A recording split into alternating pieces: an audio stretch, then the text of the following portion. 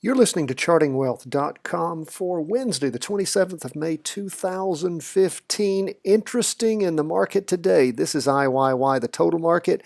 These candles show the last 4 days running into Wednesday. This is where the market ended on Tuesday on the 2-day candle. Now remember, the markets were closed for the Memorial Day weekend. I'm going way too far in the future. On Monday.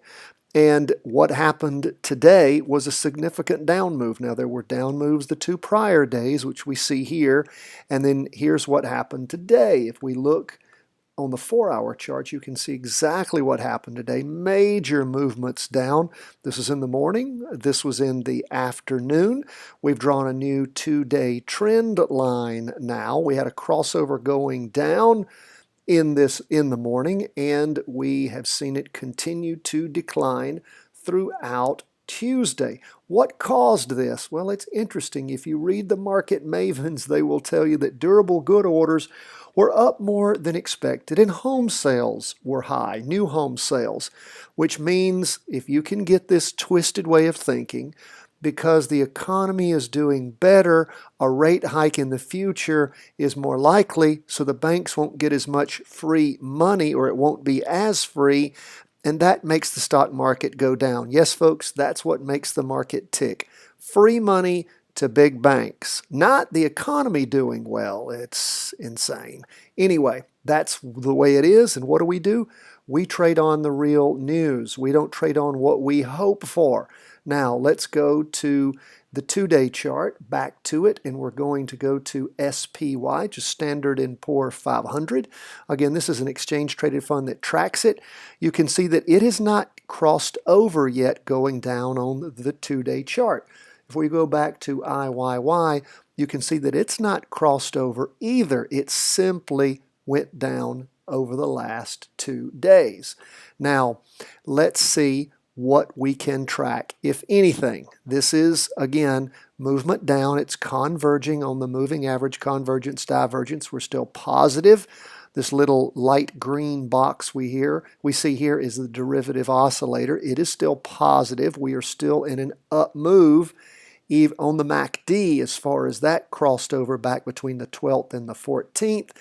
You know, we could just have a blip from today. It may recover tomorrow, but let's look at the 4-hour chart on the SPY. Again, it crossed over this morning, that is Tuesday morning, going down. Significant down movement, significant. Again, we have a new 2-day trend line that we've drawn. I hesitate to draw that right now with just 1 day's movement, but we want to go ahead and try our best to track that. Now, will the market recover tomorrow, and will it not cross over? Well, we have, again, what we didn't have through a large part of last week. We actually had both the 2-day and the 4-hour chart actually going up together. Now we have the 4-hour chart crossing over, going down, but the 2-day chart is still going up. And I may have said 2-hour chart. I didn't mean to say that. I meant the 2-day chart. And again, we go by the big charts for big money. So let's just continue to monitor that. Be very careful. If you were in an up trade and up investment and you had been making money as SPY had been moving up, hopefully on this red candle last week you have cashed out, or at least were thinking about it. Maybe you sold some of your positions, took some of your profits, and you're going to ride out and see what happens with this down move from today. So let's now go to the Qs. That's the NASDAQ 100, or the cubes as some people call it. Here was the up candle we had. It was broken, crossed over. We still, again, just like the other 2 charts, the total market and the SPY, we do not have a crossover going down yet on the 2-day chart. We do have a lot of slacking off, but look, the derivative oscillator is still in the positive also. Now, let's go back to the 4-hour chart, or go down to it, and we can see again that's breached over on the 4-hour chart the 2-day trend line, forgive me. It's broken that, and it crossed over this morning going down. We can see significant down movement this afternoon. Again, same thing we had in the total market and the S&P 500. We have a down move on the 4-hour chart, but we're still in an up move on the 2-day chart. That is where we are.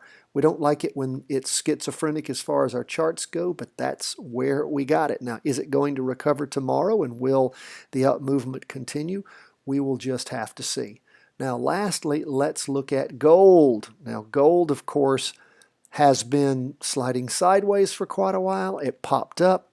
It moved down substantially today. It has not crossed over yet going down. In fact, if you look back at gold here, look at gold. It has been going as far as the MACD goes, crossed over on the 2-day moving average convergence divergence, and has continued to move sideways pretty much the whole time. It did break through and went up a little bit above where it had gone back all the way on April the 6th.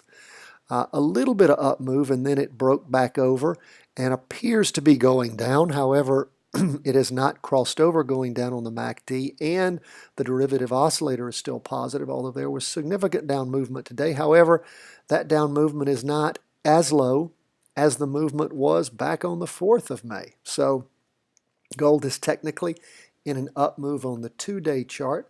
On the 4-hour chart, it is in a down move and has been since the 19th. In the afternoon on the 19th, there was significant down movement that started a little earlier than that, but crossed over going down, and it has continued to go down. Derivative oscillator is also in the negative. So we have the same kind of setup that we have in all three of the indexes that we chart. That is an up move on the 2-day chart still, as far as the MACD not crossing, and then a down move on the 4-hour chart. What does that mean? Well, that means that we are watching very closely. You would not be getting into a position going up, of course. Very dangerous to get into a position going down at this point. If you are already in and you're trying to figure out what to do, you want to pay attention closely to what the markets are doing right now. And again, never forget, sell in May and go away. We are in the choppy time of the market where anyone who trades, invests in the market this time of year will tell you that it is usually very iffy. It is very up and down this time of year. Why? Because, of course, sell in May and go away relates to people selling their positions and getting out of the market to do things in the summertime, to get away from the city, get away from either New York or London, to go on vacation. Sell in May and go away typically means that there is a lot less volume and the market gets very choppy. That is why if you don't have to trade in the summertime and you're not real good at trading in a choppy market, then you probably want to take your profits, remove yourself, and not be stuck in the summer doldrums. But if you do know what you're doing, you feel comfortable with it, and you've done it for a while, it's something you can, of course, chart.